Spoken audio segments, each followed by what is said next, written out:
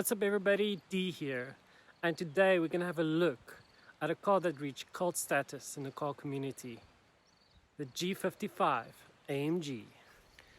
The G55 needs no introduction. The G-wagon has been around since 1979 and in its current form since 1990, albeit with a couple of updates. The G-wagon is known for having 3 differential locks and being able to traverse any terrain. If this car gets stuck, it's not the car, it is the user. The G-wagon's tires are extremely wide, and it also explains why this car's turning circle is so horrendous. So the tires on the G-wagon are Pirelli Scorpion Zeros, 275, 55 on a 19-inch rim. And I'll show you, just for comparison with my hand, how wide these tires are. With my hand, it's only covering like half of the tire, really. It's extremely wide, guys. And this bumper, I mean, it's solid metal. When this thing comes charging up, you're gonna get out of the way, because if this thing rams you, it's gonna be unscathed and you're gonna be worse for wear. From the side we can see the badging. Obviously it's an AMG V8 compressor or supercharger for those in English. And then you can see this car has been designed with a ruler. I mean, the roof is flat and the windshield is very upright. Any bug that comes near the G-wagon, be it on the road or off the road, don't have a hope in surviving. And there is the fuel filler cap, and if I look at my watch, yeah, it's about time to fill it up. It's an absolute gas guzzler. And we're going to open the rear tailgate. We're going to have a proper look a little bit later. And this thing is heavy. My goodness, you need some proper elbow grease to close it. And yeah, it's about time to fill up again. It's really heavy. Okay, now we're gonna have a look at the heart of this beast. This engine is a 5.5 litre V8 supercharged, and just to prove to you guys, the supercharger is right here. And by the way, these engines are hand built. Jürgen Smith did this one, interesting enough. But if you look at it, you'll notice that it's angled. So they had to put these engines in at an angle so that the power steering pump will fit. Now imagine the board meetings that had to go into this for the Germans to decide that this engine should go in with an angle. I think it pains many Germans that this engine is angled and not straight. So the power rating is 373 kilowatts or 500 horsepower at 6,100 RPM, and the torque rating is 700 newton meters or 516 foot-pounds of torque between 2,750 and 4,000 RPM. The 0 to 100 kilometers an hour run is dealt with in 5.4 seconds, and the 0 to 60 mile an hour run is dealt with in 5 seconds flat. Top speed is governed like it should be for a vehicle with live axles to 210 kilometers an hour or 130 miles an hour. Let's go and start this beast up.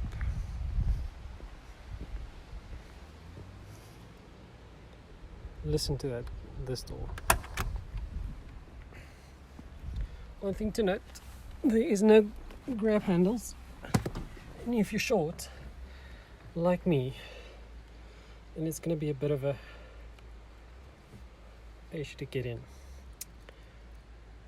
So let's fire that up.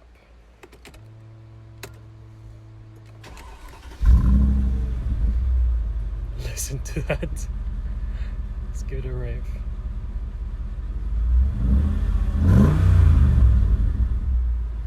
Oh my goodness. That sounds so good. One more. Wow. And here's what it sounds like from the outside.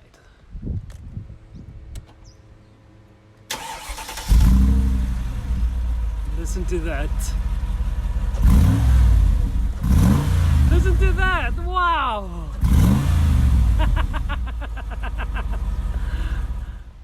Now let's have a look at the inside. The seats are leather, heated and ventilated, and it's a multi-contour. This is new seats. And let's have a get inside, shall we? Again. Now here in the center console we can see the buttons that makes a G-wagon a G-wagon. Here we have the center differential, the rear differential, and the front differential. Just below it we have some of the normal buttons you will see in any Mercedes of this era, being lock and unlock. But here, I'm going to show you on this side, here we have the heated and ventilated seats. So if we switch that on, we get the three red buttons. Press to switch off, and there. And if you listen carefully, apart from that humming noise, you can actually hear the fan working. It sounds sort of like a computer fan. The satellite navigation, as is of many Mercedes in this era, is not particularly good, not very intuitive to use. Luckily Mercedes got it better with the new MBUX system. Also, we have a reversing camera, which in this car is very, very handy. The mirror goes down so that you can see the wheel, and we've got my friend walking by, so you can see anything behind you, because if we turn around, as you guys will see in a moment, we don't have a lot of rear visibility, so the reversing camera comes in very, very handy. Let's see the mirror moving up back to its position, and there it moves back up. Handy, hey? So yeah. Now let's look further. We obviously have the gear lever and a handbrake, which is odd for a Mercedes of this era. Usually you have a foot operated brake. And then a button that reminds me of the old C-classes, the 1997s, for low range and high range. And we're going to have a look later when we lock the differentials and have some fun. Also, it won't be a G-wagon without a grab handle where you hang on to dear life when you venture off-road with this car. I just want to show you guys one more thing. So here is the buttons for the electric seats, and also you can see it has memory, which is very, very handy. Also, there's a lot of space for passengers in the front. I'm 1.7 meters, 5'6", give or take, and there's a lot of room for me. As you can see, to the roof, there's a lot of space, and the seat can move quite a bit backwards as well still. The headline is made out of Alcantara, which is absolutely luxurious and beautiful. And also it has a metal sunroof, as you'll notice right now. So we're going to open it.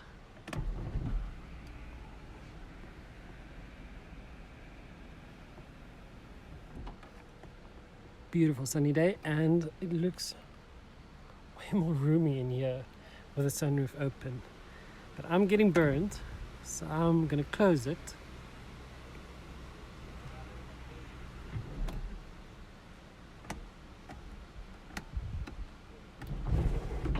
And it also has a tilt function, which is very handy for ventilation. So let's go and close it up. There we go. Now we're gonna head to the back and see what's it like for the passengers in the back. Oh yeah, one last thing I wanted to mention. The center console is incredibly narrow, and it will also show in the back seat when we hit there in the moment. It is not a particularly wide vehicle. Now let's head to the back, shall we? And it's going to be interesting to get in. I found an easier way. Yes. Okay. Now in the back, this seat is set to a comfortable position for me. So I'm 1.7 meters, or 5'6" give or take, and this is comfortable for me, so I have enough leg room in the front. Now, as you shall see, I don't have that much leg room. It looks like a lot, but if the individual's any taller than me, this seat will be crammed against my knees. So because we have the Zenio seats in the front, and it being very thick because it's ventilated and heated, you do sacrifice a lot of legroom. Now in the back we also have ventilation and a 12-volt outlet, and just for reference, it can fit a 1.5 liter water bottle with ease. And then we find a very unsuspecting button right here. Yes, for the outer two rear seats, the G-wagon has heated seats, which is very, very nice on a very, very cold day. As you can see here, the rear seats are equal width, all three of them, albeit a bit narrow. So 2 full-size adults can sit very comfortably. 3 might be a bit of a squash. Maybe time to consider getting one of the other vehicles in the fleet if you want to seat 5 or more. Alright, before we head to the back, let's just listen to this again. I mean, come on. There's something to be said about that sound. And now for the boot. We're going to open this sturdy handle, and good golly, it's heavy. Did you guys consider maybe doing some boot opening exercises for lockdown? No. Well, honestly, I believe if you did, you could have looked like Arnold Schwarzenegger by the time you're done. Now, the boot is very, very capacious. For reference, here's my laptop back. So as you can see, it's quite large. They did a move quite recently with this vehicle. And also, you can get it fitted with 2 rear kiddie seats. This one doesn't have it though, but it's good enough a vehicle as a 5-seater. Alrighty, now we're gonna go for a drive and hear this beast. Let's have a listen. It's gonna fire up. Listen to that. And there we have the mirror going down again. So we don't curve a wheel.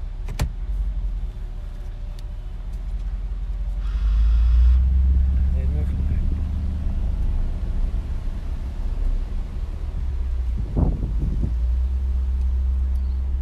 Even just idling this car sounds beastly. And listen to that. Sounds like a safe locking.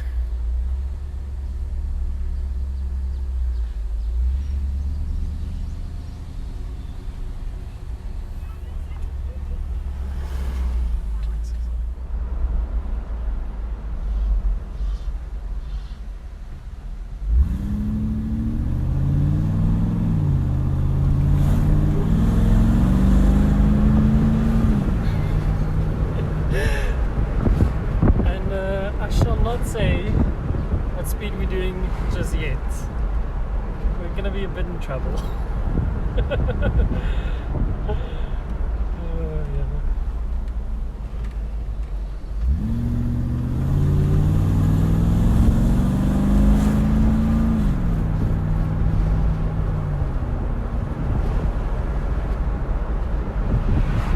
Sound, just to be clear, we were at 3,500 RPM.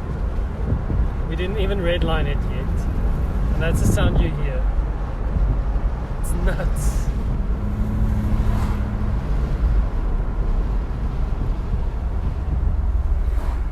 We can take a scenic route, or do you want to get home? Let's take the scenic route. Okay.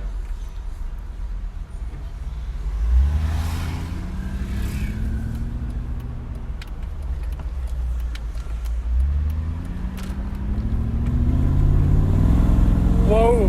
Whoa! Whoa! And that was pretty close to the red line. Oh my goodness. This thing is fast, guys. As I mentioned before, 0 to 60 in 5 seconds flat, or 100 in 5.4 seconds. And to think, this thing is faster than a Mark 7.5 Golf GTI.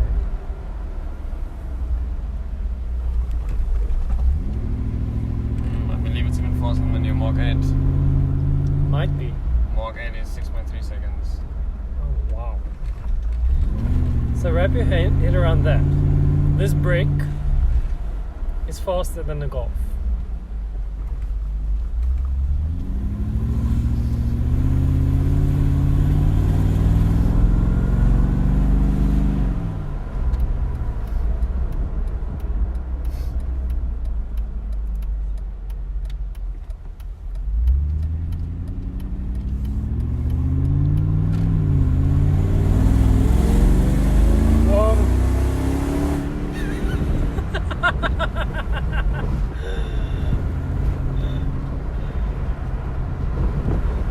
Bicycle was smiling, you could have helped it. Any other inner 5-year-olds in the room, maybe? Oh man, this thing is. Let's look at that.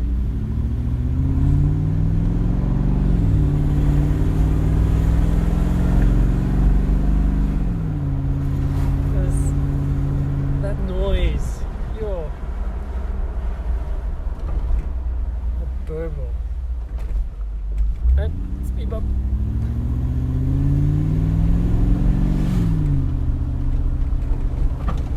You're heading to what? One thing that has to be said, the ride is stiff. I think AMG tuned the springs very hard, and it also reflects that, like, a speed bump feels like a speed bump. You feel a lot more than you actually expect of a normal Mercedes, to be quite frank.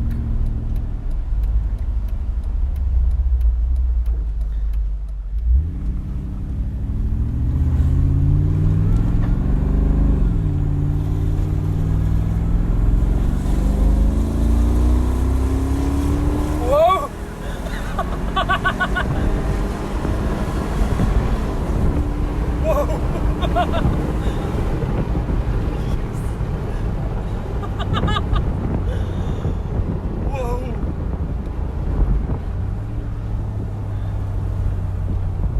Whoa!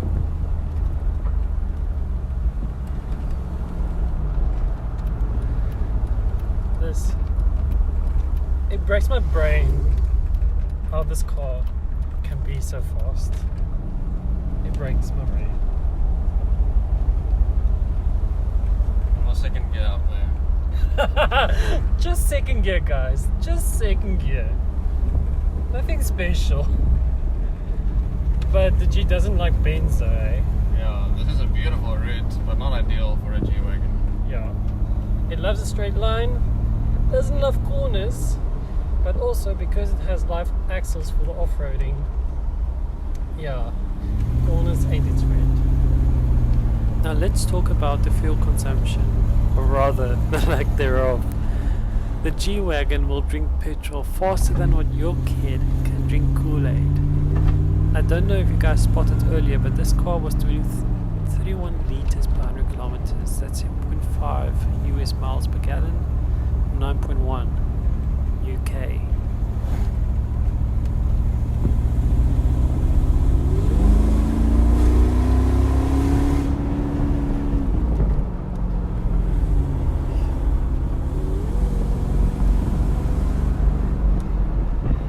But then you get that glorious noise of the V8 and the whine of the supercharger.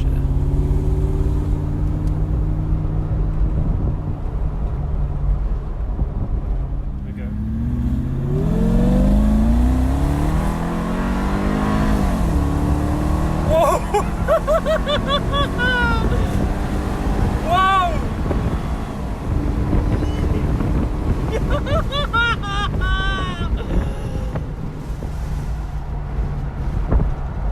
Whoa! Whoa!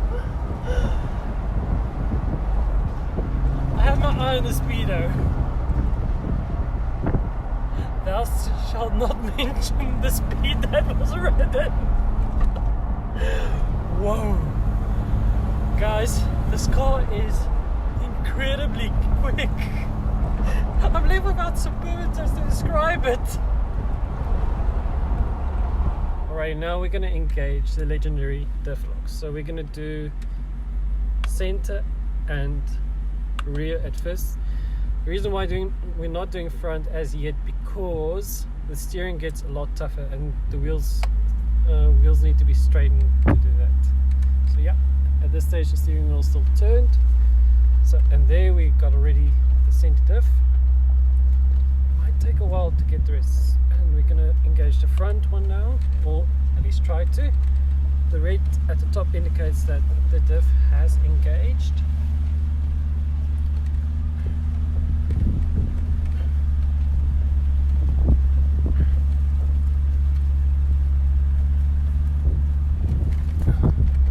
As you guys can see, rear has engaged. Now we're waiting for front.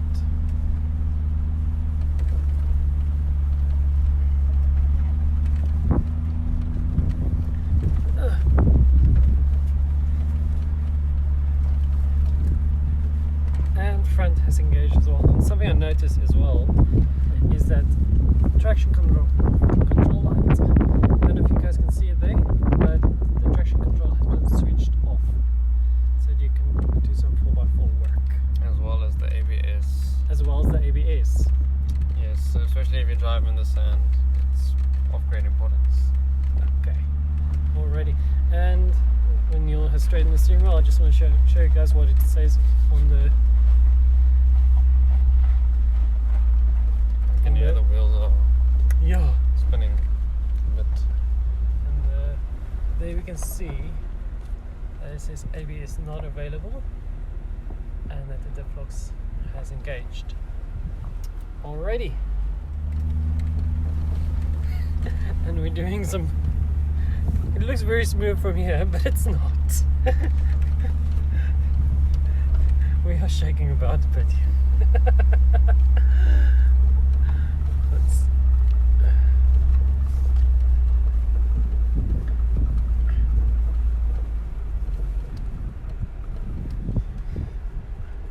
When you disengage them, Okay. you'll see that they actually take a while to Disengage to as well. disengage again. So I'm gonna have to try a bit before they will disengage. There we go, center. Center is disengaged, yeah.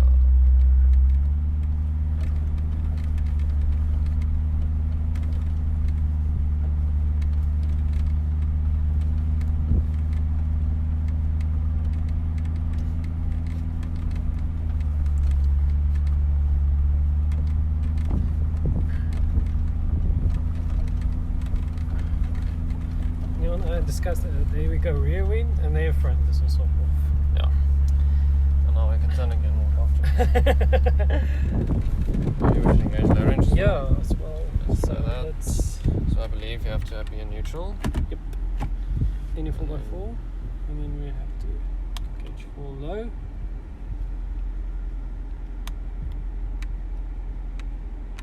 There we go. So there it says L now on the job computer. Oh, we'll give an L instead of a H. Okay, this is going to be interesting because